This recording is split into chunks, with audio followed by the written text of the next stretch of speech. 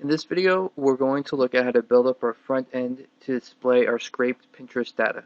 We'll be using Angular Watch Listener function to listen for any inputs that match a Pinterest URL. We'll be using the built-in Angular HTTP service to post to our backend route in order to retrieve our data. And we'll be using Angular Strap and Angular Motion to display a modal to submit and display this data. If you haven't already, download the files from the previous lecture and add them to your project. You should see two HTML files and a CSS file, so you want to add these to your main folder. And the files for this lecture will include everything that we have done up until the end of this video. Go ahead and open up three command prompts. The first one will have mongod running. The second one will navigate over to our server folder. The reason why I want to have two open is because in one of them, let's go backwards, we're going to install Angular Motion from Bower. So we'll do that in a couple minutes. First, let's get our server running. So under your client, app, main, as I mentioned, we added three files here. So your main HTML should look like this now, which is just going to display a search box and an add look button. So when we click the add look button, our modal will pop up and it will ask us to submit a title and a URL. Our CSS, we've added quite a bit here. Most is for the search wrap itself and the couple of buttons that we display. The others are for the link that we add. So first, let's take a look at Angular Strap, which is already included in your files. Let's also take a look at our app.js file. So in our app.js file, we've included it under mjcrea ngstrap. I've also opened up, type in Angular Motion, and the first one that comes up is for Angular Motion, and we'll go right here. And this is to display a nice pop-up. So right now, if we click on our button, let's see what happens. Okay, nothing, because we haven't put in any of our controller functionality.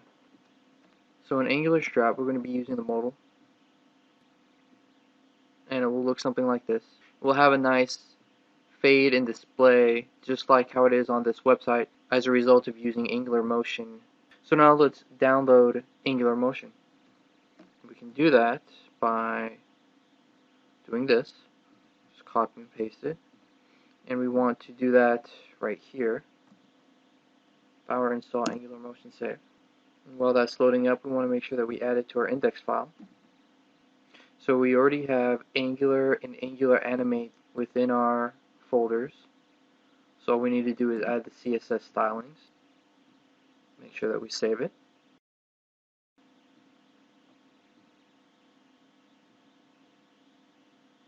Now let's start work on our controller. We're going to add a couple dependencies here. The first one being modal, which is the pop-up modal that we get from using Angular Strap. Let's declare all the variables that we will be using in this current iteration of our HTML.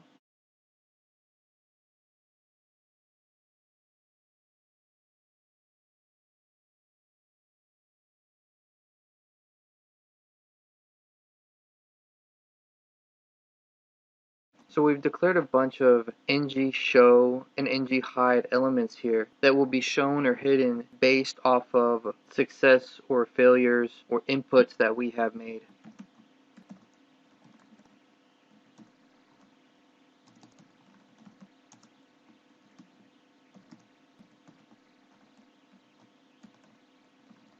So this is code that's taken from the Angular Strap example. So BS modal is saying show modal, which is this right here. So when this button is clicked, then we're going to show the modal. So this is my modal. And again, this is just taken from the example that's given in Angular Strap. Right here, my modal and show modal. The other variable that we declared is scope.loading equals false. And this is going to be shown, this is not going to be shown on load, but it will be shown when we are trying to scrape the page. You'll see a little spinner pop up. Now we're going to declare our watch function.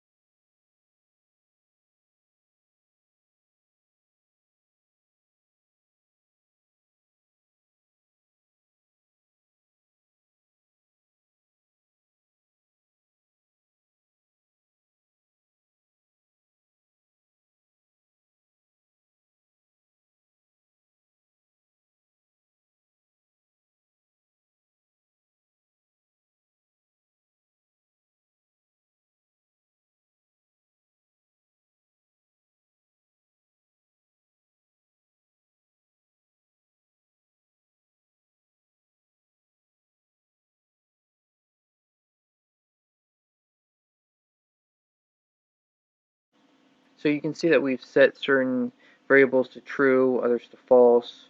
We're setting the data that we've gotten from scraping the link that we input and assigning the description here to thumb.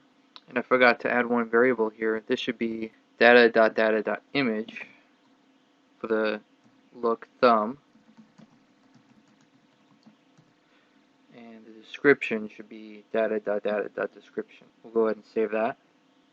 And one other thing before we fire this up is that for now I'm using HTTP. We're going to refactor this out into its own separate factory in a moment, but let's use it to see if it works. And in order to use it, we have to inject it up top here. So we'll do that now. And I'm not using this variable, though I defined it in order to use it later. So make sure that you have everything saved, and let's see if it works. Just click add a link and you see the modal pop up. And it is working. Cool. So we have a description. We have the actual link of the image that I blocked out, and we have a thumbnail-ish image that we can choose to either submit or cancel. So we'll close it for now.